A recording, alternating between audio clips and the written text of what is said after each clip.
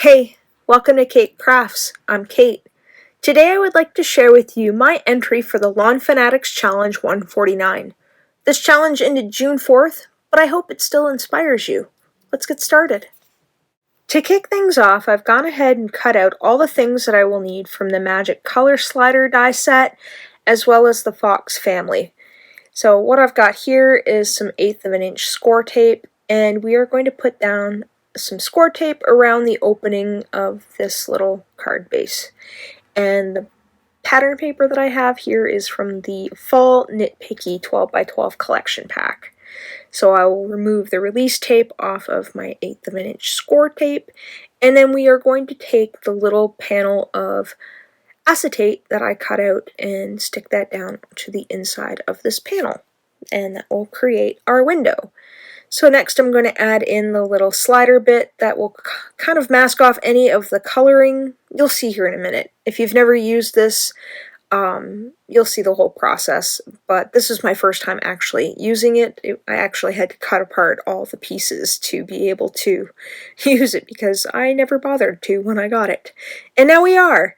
So here I've got some Post-it note tape that I have stuck down to a piece of cardstock and then gone ahead and cut out with the coordinating die. This is the largest of the Fox family, and I'm kind of giving myself an idea of where I need to go. And this is my whole thought process. I didn't really mess around with this to begin with to figure out what I needed to do. I'm just kind of doing this on the fly. So kind of giving myself an idea of where I need to be. This isn't scientific. This is just kind of eyeballing everything and hope for the best kind of thing. That's why I'm using the Post-it note, because I can stick it down and take it off and stick it down and take it off. So I'm just going to use my finger to burnish everything down and kind of give myself an idea with that little panel there. And then once I'm done, I'll be able to do my ink blending. So here I've got some Rustic Wilderness that I'm just going to go around the edges. I've gone ahead and put that panel back in just to cover the acetate so I don't get anything on it and potentially ruin my situation here. And then here I've got my Bristol Smooth cardstock, and I'm using the Grassy Stenicl by Lawn Fawn to create a scene, because we're just doing some ink blending and some masking. And once I'm happy with that, I will turn around and take the same stencil, and then we're going to go in with some sky. So here I am just masking off the area that I don't want to go over with the blue, and this is just Tumbled Glass. I know you can't see the label of it because I flipped it over and didn't show you, so now I'm telling you. So I'm just bringing that in, trying not to go too heavy-handed with the blue because I don't want it too dark. And then once I'm happy with that, we are going to mask off again with the stencil, and then we're going to go in with some FineTec iridescent watercolors.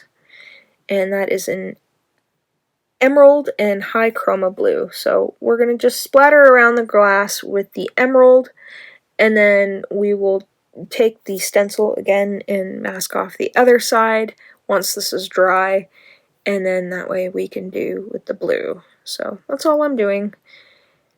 This was a lot of fun to try and figure out how to put together, because from what I've seen with the Magic Color Sliders, a lot of people just use I think it's the StazOn ink to stamp on top of the acetate, whereas I use the dies to do something a little bit different. So you'll see here in a bit. That was my whole thought process. How was I going to create an image on top of the acetate without using any stamps or inks and have it all dies kind of thing? So here I've gone ahead with some full stick Post-it note, and I'm going to take the outline die here, and we are going to create like another mask, but not so much a mask, just more of a guideline of where I need to color. So you'll see here in a sec. I'm going to carefully peel this off. Now, would I recommend doing this? Maybe, but I found that because the die really presses down the full stick Post-it note, it was kind of difficult to pull up without totally ripping. I mean, I've sped this video up quite a bit because this was quite the process to show, and I wanted to make sure that I got everything in that was of value to you guys, so that's why it's sped up. No way I was able to peel it off this quickly. It was a very delicate process, and here I am trying to figure out how I'm going to put this back down to give me an idea of where everybody needs to go. So I'm just going to varnish it down, or burnish it, sorry, not varnish, burnish. It's such a weird word.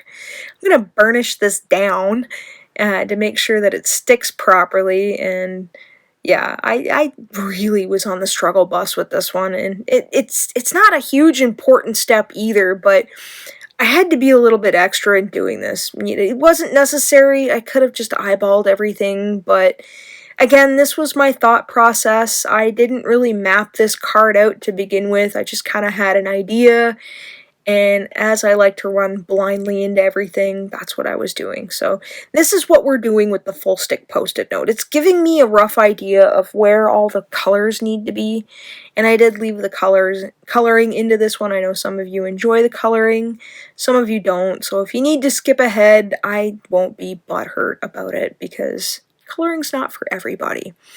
And because my 17 and 19 marker are different, I've had to refill my 17 marker a few times, so it's funky. I don't know what was wrong with it, and I had to switch out the nib to a nib that worked, and yeah, it's a little bit darker, so you'll see me fussing around with the color in this quite a bit, going back and forth with what I need. And then I peel off this mask, and then that way I've got the lines of where I need to color in, so I'm going to color that in as close as I can to the edges of the Distress Oxide ink without not going over too much. I don't know that this is very good for the markers. I might have done this beforehand and then done some ink blending, but I don't like to map things out too well. That's how I go. It's fly by the seat of my pants kind of gal, That's what you come here for. What kind of shenanigans is Kate getting up to next? What kind of silliness is she going into? And yeah, I kind of cut off the top, so you can't really see the top as I'm coloring, but you guys get the idea of what I'm doing here.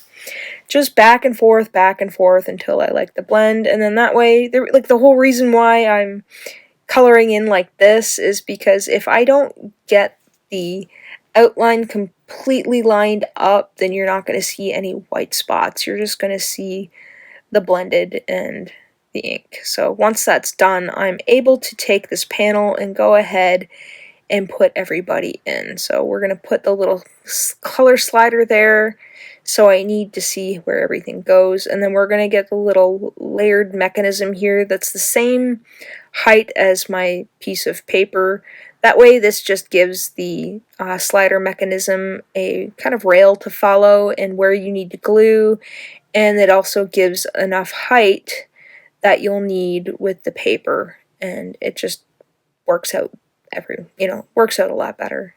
I guess this is all the thought process that Lawn Fawn went into in creating this, because this is quite a neat interactive card. I must say, I will probably make this one again because it was a lot of fun. I mean, I know the interactive cards are a lot of work, and sometimes I shy away from them and don't really want to do them because they are quite involved and the videos tend to be a little bit longer, and yeah, it's a lot of work, but boy does that work really pay off in the end. So once I've got this one piece lined up and stuck down, then I'm able to peel off the rest of the release tape to line everybody up properly, and then this will just create the track for the little slider mechanism to stay put in. Mind you, it'll all be glued down in the end, but you get the point. So next I've just got to put this guy in here, and I want to make sure that when he is glued down, or she, or it, that slider bit doesn't get caught on it. So we're just going to go around the edge with some Tombow mono glue to make sure that all the edges will be stuck down, and then I'll come in with some tape runner to make sure the center's stuck down. So you get that quick stick and then the long stick, as I do in all my videos. So once I'm happy with that, then I will bring in that slider mechanism, and then once everybody's lined up, then I'll be able to take the release tape off the top side, because I put some on the back and some on the front, and then we'll be able to fold that down and then stick it shut. And there you see, it kind of hides the picture in the back, so that way it is white. Next up, I didn't like the original die cut that I did because I was worried that the glue wouldn't stick properly to the acetate, so I've taken some Lawn Fawn double-sided tape, and I've gone ahead and cut the raccoon, not the squirrel. And this is where my iPad decided to tell me that my battery was running low and totally cut off what I was saying. So I've got myself plugged in so that way I can finish this voiceover and bring to you some enjoyable content. So all I've done here is cut out the image that I want with the black cardstock and the double-sided tape, and we are just going to leave that little eye off to the side on my tool picker thingy. My pokey tool. There we go. So I think, well, maybe I'd bring in the negative and line things up that way. And then I think, maybe not. Maybe not. No, I didn't quite get it. And then it's like you get my head in the way, and then I end up peeling everybody up and then trying to line everybody up this way. So once I'm happy with how that is, then I'll just mash that down. Then I'll come back in with the pieces that don't have the adhesive on it, so that way I can use them to line up the little eyes. So here I'm picking up the little eye with my pokey tool, and then I'm able to slot that back in and stick it back down. And then I'll do the same with the other one right there. So kind of looks like a raccoon, but it's really not a raccoon. It's a little fox. So once that's done, then you get the idea. So now to label everything, or line everything up on my card. I forgot that I had this little bit that I wanted to add to the top. So I've added some tape runner and now some glue. And because I've got that little opening of the white, I decide that I'm going to throw in a little piece of black cardstock that I've cut out with the die. So here I'm just going to pop that in, and then that way it kind of matches.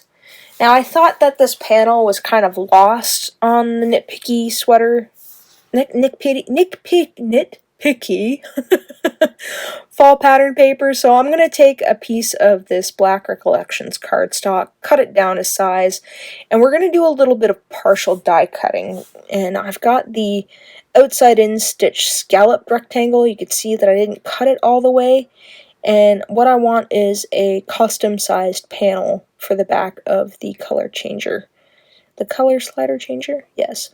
And so I'm just going to cut these guys off so I can see where I'm lining everybody up and see how far down that I need to go. And once I've counted all the little bumps there, I'm able to line that back up. And then I'll add some tape to that, and then I will partial die cut that till I get the custom panel that I need. And that's how to work with those. A lot easier with the scalloped edges, I must say, than the actual just the stitch dies kind of thing. So here we've got some foam tape, and we're going to cut a couple of panels. That way it is propped up, and the person playing with the card can get their fingers underneath there and move the mechanism. So we'll add a little bit of glue here, and then we'll take our little panel and we'll line everybody up and pop that down. And then once I'm happy with that, we'll play with it a little bit because it's just so cool. Next, I've gone ahead and cut out the word hello with some Henry's ABCs off camera and doubled them up. So I cut them out twice, glued them together to give them a little height, and now I'm just using some Tumble mono glue on the back, and we are going to glue those down, trying not to get glue all over my project, because that happens on a regular. So once I'm happy with that lined up, I'll go ahead and give them a mash down, and then we'll add some runner tape to the back as well as some white Lawn Fawn glue to make sure that this has got a good stick because it has a little bit of weight to it. I'll line that up with everybody and give it a good pat down, and then once the letters had had some time to dry, I'll just remove that tape. Next, I have got a Uni-ball gel pen in white. Now, I still use my Jelly Roll pens, but I found that they are kind of crusty and old, and I probably need to buy some new ones. And I found this one at Staples and just decided to go with it for a while. And that's why we're using this one. So, nothing against Jelly Rolls, this is just newer, and the flow of it's kind of nicer than my crusty old ones. So, once that's done and I've gone ahead and glued it on a card base, my card is complete. Here you get to see the card in action. This was a lot of fun to put together and try to figure out how I could use just dyes for my entire card. Minus, the Copic and ink blending, but you get the point. This was a fun challenge. And once again, here is the card with the panel down, and then you get to see it with the panel up. I hope you enjoyed today's content. If you found it helpful, please give this video a like and subscribe. It really helps my channel out. And as always, thanks for hanging out with me today. Take care.